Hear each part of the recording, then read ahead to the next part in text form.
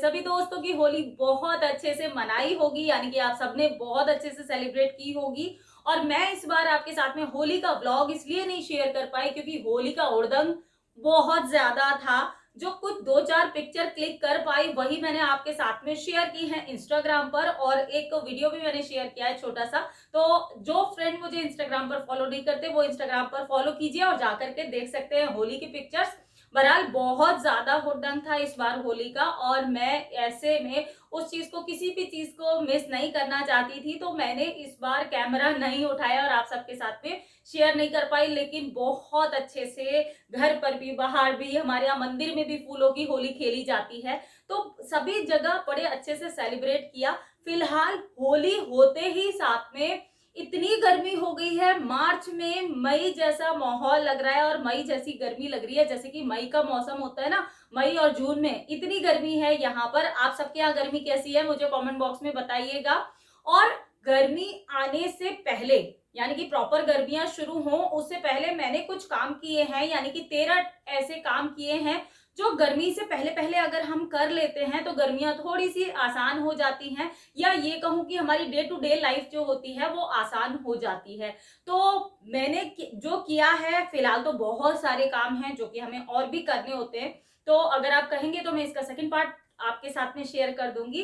फिलहाल मैंने जो 13 काम किए हैं, आप भी अपनी चेकलिस्ट में चेक कर लीजिए कि आपने कौन कौन से काम इनमें से कर लिए हैं और कौन कौन से काम रह गए। आपको भी आइडियाज मिल जाएंगे, कुछ कुछ टिप्स मिल जाएंगे, तो वीडियो को एंड तक देखिएगा। और वीडियो अगर कहीं पर भी पसंद आए तो लाइक जरूर कर दीजिएगा। चलिए शुरू। तो मैंने अपने तो सभी वुलन्स जो थे वो वॉश करके अच्छे से कलेक्ट करके रख दिए थे, स्टोर कर दिए थे, आपके साथ में वीडियो भी शेयर किया था। लेकिन आज मैं कर रही हूँ अपने कान्हा जी के कुछ वुलन्स जो हैं उनको स्टोर। तो उससे पहले मैं सारे ही वुलन्स को अच्छे से ईजी में वॉश कर दूँगी। और वॉश करने के बाद, वॉश करने के लिए मैं ईजी का यूज़ करती हूँ इस तरीके से, और थोड़ी देर डिप करके रख दूँगी। फिर हल्के हाथ से इसको रगड़ के अच्छे से पानी में वॉश करके फिर इनको मैं स्टोर कर देती हूँ। इस तरीके से ये कपड़े काफ़ी दिनों तक अच्छे भी रहेंगे, और साथ ही साथ कुछ मैं स्टोर करते टाइम नेपथलीन बॉल्स डाल दूँगी जिससे कि हमारे कपड़े जो हैं उनमें कीड़ा ना लगे। वैसे भी देखिए, जैसे हम अपने कपड़े स्टोर करते हैं उसी तरीके से मैं ठाकुर जी के और साईं बाबा के शॉल वगैरह जो हैं उनको भी स्टोर करती हूँ। और देखिए मैंने सारे कपड़े धो लिए और इसके बाद में इस तरीके से मैंने यहाँ पर फैला दिया, और जब सूख गए हैं तो फिर मैंने इनको एक बॉक्स बनाया हुआ है उसमें स्टोर कर देती हूँ। वुलन्स को मैंने पैक कर दिया और समर के वस्त्र मैंने उनके निकाल दिए हैं। अब बारी थी उनके फ़ैन को क्लीन करने की।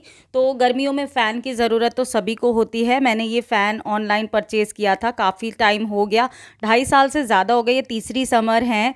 और ये इसमें पावर बैंक भी है जिसकी वजह से ये काफ़ी टाइम तक चल जाता है। अब तो पुराना हो गया तो इसको 24 घंटे ऑन करके रखना पड़ता है, प्लग इन करके तब चलता है, लेकिन ये बहुत अच्छे से काम करता है। ये इसका पावर बैंक है, तो इसको मैं इसी तरीके से क्लीन करती हूँ। देखिए लिक्विड डिश वॉश को मैंने ले लिया है और इस तरीके से स्पॉन्ज के ऊपर लगा के बस 2-3 बार कपड़े से पोंछ दूंगी। इसको तो मैं पानी में नहीं भिगोती हूँ।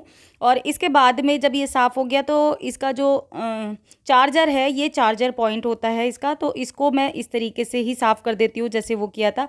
अच्छा, अब बारी थी फ़ैन की। तो फ़ैन को मैं ब्रश की हेल्प से, स्क्रबर की हेल्प से इस तरीके से अच्छे से रगड़ के पहले साफ़ कर देती हूँ अंदर के साइड में भी, क्योंकि ये पूरी तरीके से ओपन नहीं होता है, तो मुझे यहाँ पर इसको इसी तरीके से क्लीन करना पड़ता है। हल्का सा पानी से, बहुत ही हल्के से पानी से मैं इसको वॉश करती हूँ और फिर पूरी तरीके से धूप में सुखाती हूँ 2 से 3 घंटे, जिससे कि इसके अंदर बिल्कुल भी पानी ना रहे। और उसके बाद में मैं इसको सुखाने के लिए फिर बाद में पोंछ करके इसको इस तरीके से फिक्स कर देती हूँ। देखिए बिल्कुल साफ़ भी हो गया और मेरा फ़ैन जो है कान्हा जी का वो बिल्कुल चलने लगा। ये गीक का लिया था मैंने, वैसे कोई स्पॉन्सर वीडियो नहीं है। अगर आपको इसका लिंक चाहिए तो नीचे डिस्क्रिप्शन बॉक्स में दे दूँगी, आप भी ले सकते हैं अपने कान्हा जी के लिए। बहुत ही अच्छा पंखा लगा मुझे, इसलिए मैं आपके साथ में शेयर कर रही हूँ। तो पंखा भी बिल्कुल साफ़ हो गया है ये, और अब मैं कान्हा जी के मंदिर में इसको फिक्स कर दूंगी जिससे कि उनको भी अब गर्मी लगती होगी तो हवा लगे, है ना। और तीसरा जो काम मैंने किया वो ये कि गर्मियों में ठंडी ठंडी चीज़ें, ठंडा पानी खाने पीने का मज़ा ही कुछ और होता है ना, लेकिन वो नुकसान ना दे वो तभी फ़ायदा है। तो मैं गई मार्केट कुछ सामान लेने के लिए और बहुत कुछ सामान ख़रीदा मैंने काफ़ी सारी चीज़ें ख़रीदी हैं, वो घर पर आ कर के आपको दिखाती हूँ। तो मैंने यहाँ पर जो भी सामान लेकर के आई थी उसको पहले पानी में मैंने डिप करके रख दिया है। लगभग इसमें से कुछ चीज़ें तो अच्छे से वॉश करके 1-1 घंटा मैंने डिप की थी और उसको वॉश करके मैंने रख दिया, यूज़ में ले लिया है। और कुछ चीज़ों को मैंने रखा है लगभग 2 से 3 दिन पानी में डिप करके, क्योंकि उनको करूँगी मैं कुक, मतलब कुक करने के लिए काम में लूँगी। और मैंने क्या क्या लिया है दिखाती हूँ। सबसे पहले मैंने ये ग्लासेस लिए हैं मिट्टी के, जिसमें आप ठंडाई पिएं, चाय पिएं या कोई भी लस्सी वगैरह पीते हैं ना, तो बहुत ही अच्छा सा टेस्ट आता है। तो मैंने ये 5 ग्लास लिए हैं, क्योंकि उनके पास उस टाइम 5 ही अवेलेबल थे। इसके बाद भी ये कुछ दिए मैंने ले लिए थे, चलते चलते याद आया तो दिए भी रख लिए। उसके बाद में मैंने ये मिट्टी की बॉटल ली थी। मिट्टी की बॉटल 150 रुपीज़ की मुझे दी थी। ग्लासेस जो थे वो 40 रुपीज़ ईच था। अच्छा, एक ये मैंने हांडी टाइप की ली है, ये 150 रुपीज़ की थी आई थिंक, मुझे याद नहीं, मैं भूल गई इसका प्राइस। और एक मैंने ये मटका लिया है। तो मटका जो मैंने लिया है, इसमें के कई सारे डिफरेंट डिफरेंट डिज़ाइन के मटके वगैरह भी आते हैं, लेकिन होता क्या है कि उन्होंने मुझे बताया, अंकल ने, कि ये वाला मटका ज़्यादा अच्छा होता है।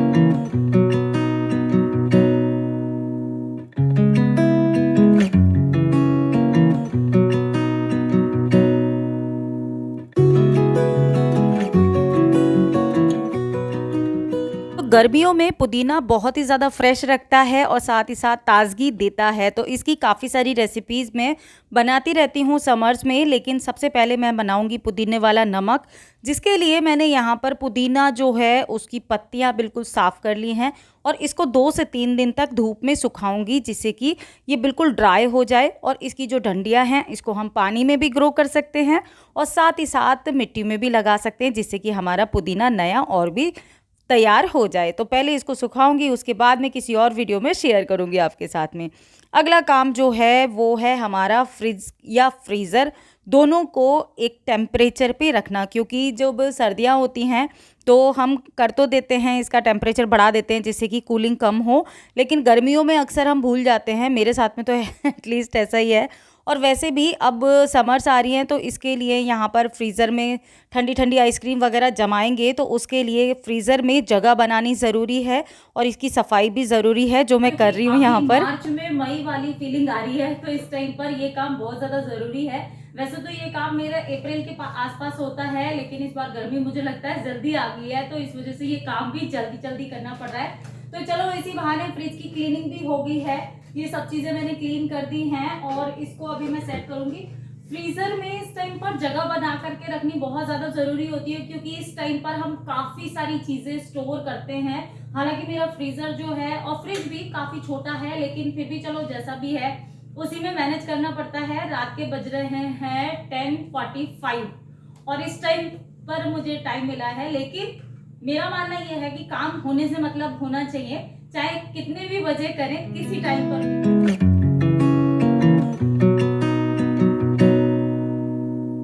गर्मियों में बच्चों को हमेशा कुछ ठंडा ठंडा पीने की इच्छा होती है, लेकिन बाहर से हम हर बार कोल्ड ड्रिंक नहीं खरीद के देना चाहते, क्योंकि वो अच्छा भी नहीं है। तो मैं बना रही हूँ एक बहुत ही अच्छी सी ड्रिंक, और मैं बना रही हूँ खसका शरबत, जिसके लिए मैंने लगभग 35 इलायची ली हैं और इसको लगभग 1 चम्मच जो शुगर होती है, नॉर्मल शुगर, उसके साथ में मैंने पीस लिया और उसके बाद में 1 लीटर पानी में डाल करके लगभग 10 से 15 मिनट तक के लिए उबाल लिया।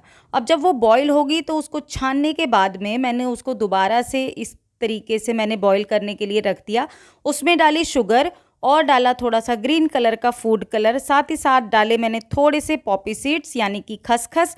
और हम बना रहे हैं खसका शरबत, तो इसमें खसखस बहुत ज़्यादा ज़रूरी है। और ये वाली खसखस जो है बॉईल होने के बाद में इसको हमें फेंकना नहीं है, इसको हम रीयूज़ कर सकते हैं किसी भी खाने में। और जब ये शरबत मेरा ठंडा हो गया तो मैंने इसके अंदर कुछ ड्रॉप्स डाली हैं केवड़ा एसेंस की, और उसके बाद में जब ये बिल्कुल ठंडा हो गया तो उसको अच्छे से मिक्स करके मैंने बॉटल में फिल करके रख दिया।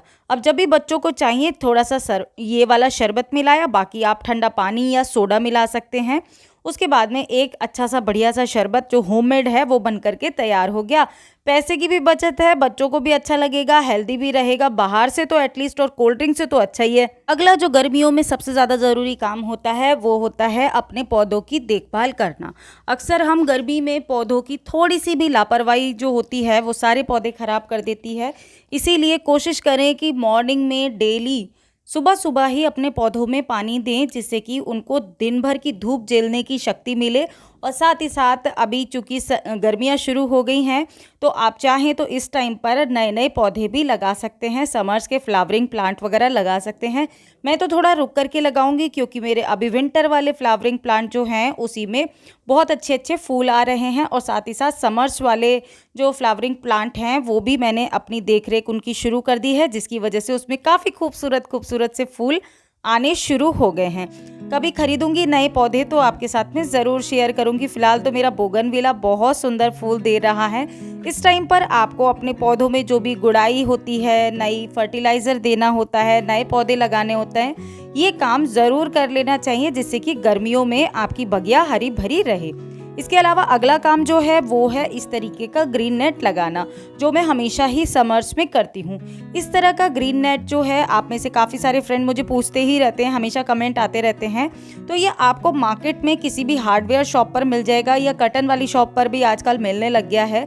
ये एक कपड़ा होता है जालीदार, 40 रुपीज़ मीटर से लेकर के, और ये आपको 200 रुपीज़ 300 रुपीज़ मीटर तक में मिल जाता है। वो आपको देखना है आपको कितनी कवरेज चाहिए इसकी।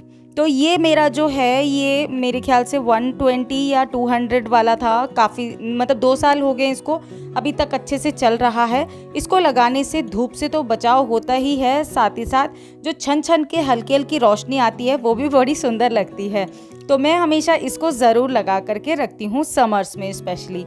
अगला काम था अपने जो भी एसी वगैरह हैं, जितने भी हवा देने वाली चीज़ें हैं, जैसे कि फ़ैन हो गया, कूलर हो गया, एसी हो गया, इन सब की क्लीनिंग और मेंटेनेंस बहुत ज़्यादा ज़रूरी है।